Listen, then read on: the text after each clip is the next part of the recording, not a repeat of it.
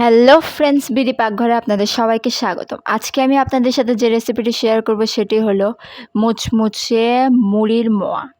এভাবে আপনারা যদি মুড়ির মোয়া তৈরি করেন একদম পারফেক্ট মুচমুচে হবে। আশা করব সকলেরই ভালো লাগবে। তাহলে চলুন শুরু করা যাক আমার আজকের রেসিপি। এখানে আমি প্রথমেই কড়াইটা একটু গরম করে তার মধ্যে দিয়ে নিলাম সামান্য পরিমাণ জল। এবার আমি দিয়ে দিব এর মধ্যে গুড়টাকে আমি এখানে জাল করে নিব, তাই সামান্য জল দিয়ে 2 টুকরো গুড় দিয়ে দিলাম। দেখুন আমি আমার পরিমাণ অনুযায়ী দিচ্ছি, আপনারা আপনাদের পরিমাণ অনুযায়ী কম বা বেশি করে দিবেন। এবার এটাকে আমি জাল করে করে দেখুন গুড়টা আমার গলে আসা পর্যন্ত অপেক্ষা করব। এভাবে আস্তে আস্তে আমার গুড়টা গলে আসবে এবং এভাবে ফুটতে থাকবে। আমার এটাকে এভাবে অনবরত নাড়তে হবে, তাছাড়া লেগে যেতে পারে। এর মধ্যে আমি এখন দিয়ে দিব সামান্য পরিমাণ তেঁতুলের জল।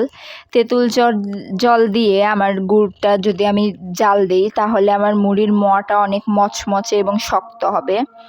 দেখুন আস্তে আস্তে আমার সম্পূর্ণ গুড় গলে আসতেছে এবং অনেকটা ফেনা হয়ে গেছে। এভাবে পুরোটাই আমি এখন গলিয়ে নিব।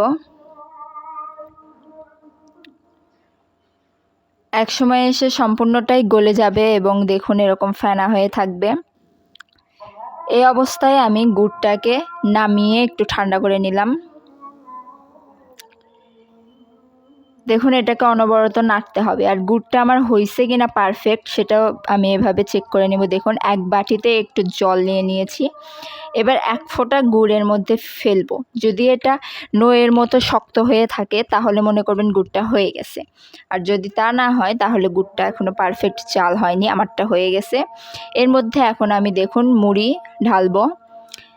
এটা অবশ্যই একা করা যাবে না, 2 একজনের সাহায্য অবশ্যই নিতে হবে। এভাবে নাড়তে হবে এবং একজনের মুড়িটা ঢালতে হবে, তাহলে গুড়টার সাথে পারফেক্টভাবে মুড়িগুলো লেগে যাবে।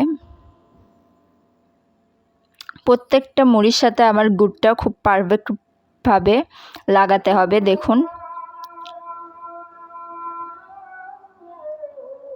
খুব ভালো করে আমি মুড়িটাকে লাগিয়ে নিয়েছি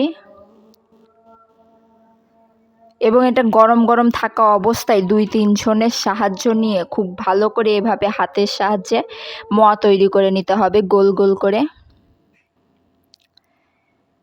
ঠান্ডা হয়ে গেলে কিন্তু মোয়াটা এভাবে বাঁধবে না, তাই আমরা গরম গরম অবস্থায় দেখুন মোয়া বেঁধে নিচ্ছি।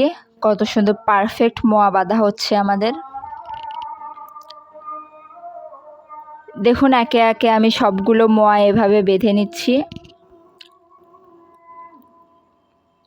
অবশ্যই এটা আপনারা গরম গরম অবস্থায় করবেন। দেখুন সকল মোয়া আমার বাঁধা হয়ে গেছে।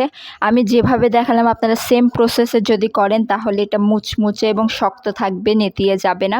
আশা করব আমার এই ভিডিওটি আপনাদের সকলেরই ভালো লেগেছে। যদি ভালো লেগে থাকে আপনারা অবশ্যই বাসায় এটা ট্রাই করবেন এবং আমার চ্যানেলটি সাবস্ক্রাইব করে আমার পাশে থাকবেন। এরকম নতুন নতুন ভিডিও আমি আপনাদের সাথে আবার শেয়ার করব। ধন্যবাদ সকলকে।